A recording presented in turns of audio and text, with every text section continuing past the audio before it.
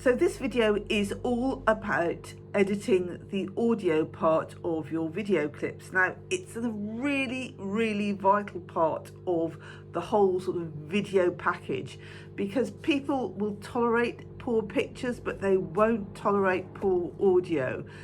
And this means that you need to give it at least 50% of the attention. I know that a lot of us really want to sort of fiddle around with the pictures and the transitions, but please give your audio a lot of attention.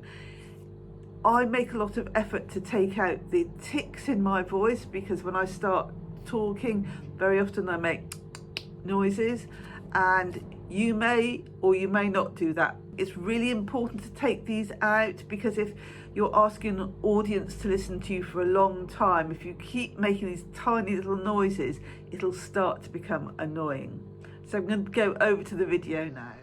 On Wondershare, there are a couple of ways to edit your audio, and if you want to simply adjust the volume, on your clip here, as I can show you, there is a line that you can move up and down, and that will adjust the level of the audio. The other way that you can do that is to go to the inspector, which is this button here.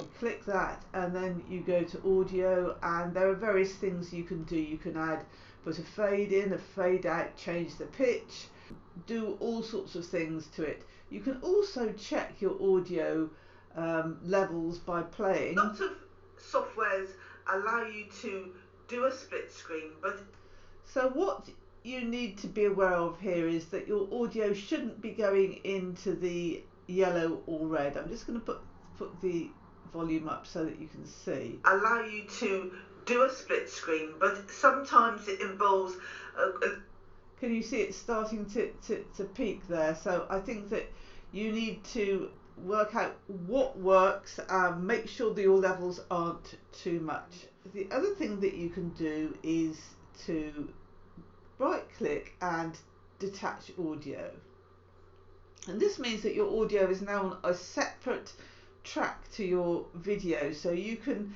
pick this up, select it, you can pick it up and move it if you want to. Not perhaps a particularly great thing to do when you're somebody talking to your video, but what you can do if somebody is talking is to bring in a photograph or another piece of video on the video track above the original one. So let's have a look. It involves a little bit of a complicated workaround, but with Wondershare they've got. So here I've pulled this in, and I just need to double click on it, and I just need to expand it a little bit so that we don't have, so that it fills the screen. So let's have a look at that. Complicated workaround, but with Wondershare they've got this sort of wonderful sort of function that you can drop onto the timeline, and you can have all sorts of multi-split screen. So you can see that is very effective, and using that sort of technique with videos, you can have a lot of B-roll that you introduce, so that's extra bits of video that you add into your timeline, so that you don't have somebody just talking to the screen the whole time. So that can work really well. So now I'm going to show you how to record a voiceover, because sometimes you've got clips that haven't got any voice on them, but you actually want to create a story or introduce the clips, and I've got a couple of clips on the timeline here, and I'm just going to have a go at talking over them. I actually haven't decided what I'm going to say yet. Now, to record your voiceover, this is the icon that you need just here, and it'll ask you which microphone you want. So I'm going to use my blue snowball, and all I have to do is to click the red button and start talking, and we've got a nice countdown. One of the things about making video is that to get really good clips you need to try and shoot from different angles. So this video, for instance, this clip was shot with the camera flat on the ground. With this one, I actually was lying on the ground looking up to get this sort of viewpoint. So you can see here that the audio has recorded and we can go back and listen to it. One of the things about making video is that to get really good clips you need to try and shoot from different angles. So this video, for instance, this clip was shot with the camera flat on the ground. So I think you can see how that might work. So now I'm going to show you how you can pick up a piece of audio from one clip and play it on another. I'm going to play this first clip because it's got a very loud sound of a seagull, and then I'm going to show you how we can pick that up and move that elsewhere.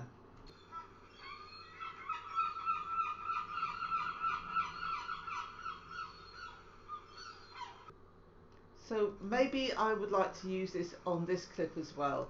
So what I can do is take the playhead over, right click, go all the way down, detach audio, and then I can probably even copy it and paste it. It seems to have pasted it twice. Let's have a listen.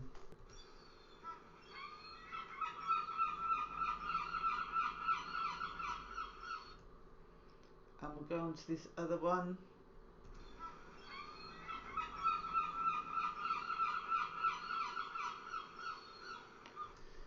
The other thing that you can do, of course, is to move your video clips around to use the audio as well. Now, other audio functions are we can go up to this button here, and you'll find that you've got some music which you can pull in. So let's just find a piece of music. I haven't even listened to this, so let's have a look and see what this sounds like.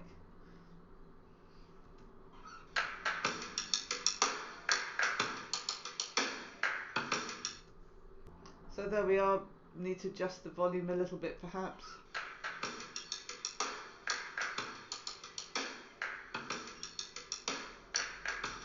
But bringing in music is actually as easy as that. The other really important thing that you need to remember when you're using audio is that it has to be copyright free. I actually pay for something called Epidemic Sound because I want to be absolutely sure that my music is copyright free. Otherwise you have to do a search on the internet, and that can actually take up a lot of your time. So it's your choice. And we'll just see that there are also some sound effects that you might be able to use. Now let's see, I would imagine they must have some seaside sounds. Oh, no, they don't. That's extraordinary. No seaside sounds.